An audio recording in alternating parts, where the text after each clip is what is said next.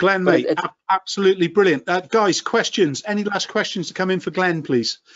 I'm just in awe of the photographs, mate, and you are a colorist. I don't care what anybody says. You keep doing what you do, and I don't believe you make it up as you go along. Any last questions for Glenn? we really do. Get him in. Come on.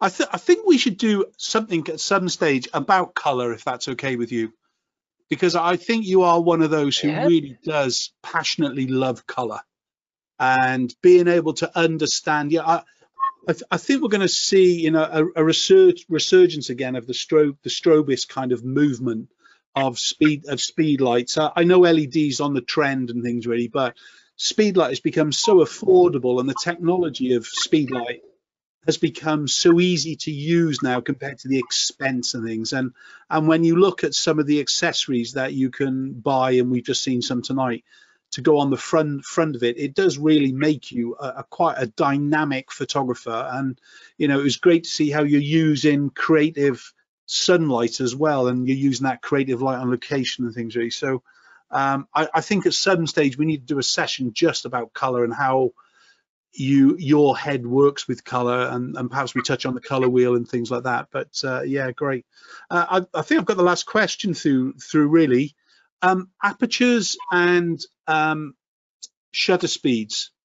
How do you make the decision, especially when you're doing commercial work, as far as what aperture depth you need, etc.? Good question. As far as aperture goes, it's a wee bit different for this last thing when you're doing like a model portfolio. I might play about a bit more, but generally speaking, if I'm doing like either hair work or makeup work or anything that's revolving around clothes or garments, I'm always shooting at about minimums like f8, ideally probably f11. So you know, the things need to be, there needs to be depth, so you're not shooting anything sort of shallow. So yeah, that's why I was saying right at the very start when we were talking about lighting, where I've always liked flash, because you need that power, because you know, you need to be shooting at least f8.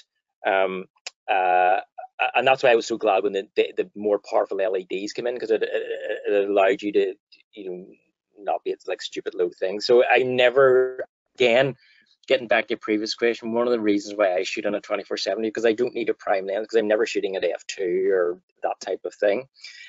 But so my f-stop never really changes. I'm always within that sort of f8, f11. You know, if I'm being sort of like a bit crazy, I might go down to like 5.6, but I really don't. I kind of pretty much lock in at f8 for pretty much nearly everything. And then my shutter changes depending. But some of these movement pictures, what's great about when you've got that setup, because time is money. Believe, even if I'm being creative, trust me, time is money, and you're always really strapped for time.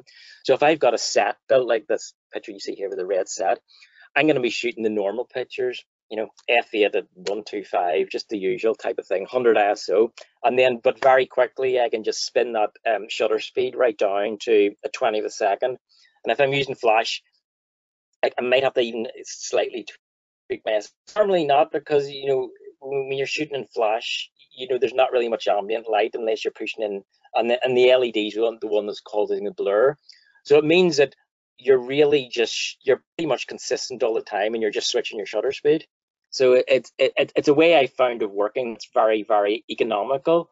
You're not constant. If I change something up from a very crisp static picture to a movement picture, all I'm really doing is moving shutter speed. Cool.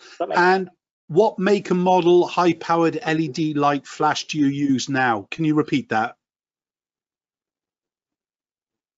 Yeah, so I'm using basically everything I'm using now is Godox brand. So the lighting, the flash lighting is all Godox. They do a great 1200.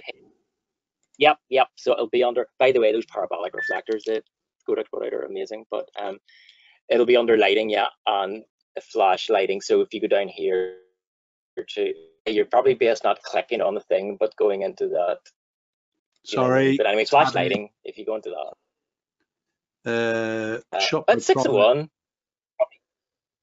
No, here, see where it says flash lighting here? No flash lighting? Yeah. Sorry, okay. Yeah. You go down to, it depends what you want, but I tend to use things with batteries only because So if you go into like you know, battery portable heads or something, one of those, or kits, or that's just a kit, so there'll be the one, well, the one, but anyway. So the ones that, what I tend to see, those, see the way there's like a 200 thing there, they're great if you're going outside and you don't need a lot of power because they're very, very lightweight. But what I would use would be the 600s or the 1200s. I don't know if you're in the right, I'm not sure if you're on the right page here, but if you, because it's not giving you much options up here. But I know their website is not a, see, you're in the kits, you need to be in the heads, yeah. Sorry, it wasn't in the planning. So, there we go. So they see there's a 600 head there, which is really nice. And then if you go down, they see down here this pack. This pack's amazing. Again, I know it's a bit pricey. It's £1,400, but this thing's really, really good. And then you can get a flash head attachments for it as well. Though they've just brought out a new flash head attachment for the 200, which is super, super cheap. So this one here is the 1200, the one at the bottom here, but they've brought out a new one, which is, it's only about £200, and it's really good. And I only shot with it last week for the first time, and I didn't have the pictures ready to show you, or else I would. But next time I'll show it to you. I'm actually doing, funny you mentioned that, Mark, about speed lights and stuff. I'm doing more and more work with actually a direct flash straight at the lens. It's kind of, when we talked about earlier on getting back to basics, there's a wee thing I've liked about getting back to that real sort of raw look, where you're just, you know, one lens, one flash, just straight. You know, there's something very unapologetic, and you know, it is what it is. There's something nice about that. Good, mate. Thank you very much for your time. Amazing images. I'm sit here in awe every time I look at your stuff with it. Some brilliant kind of thank yous from everybody, and I'm sure we'll get you back again soon, mate. Thank you.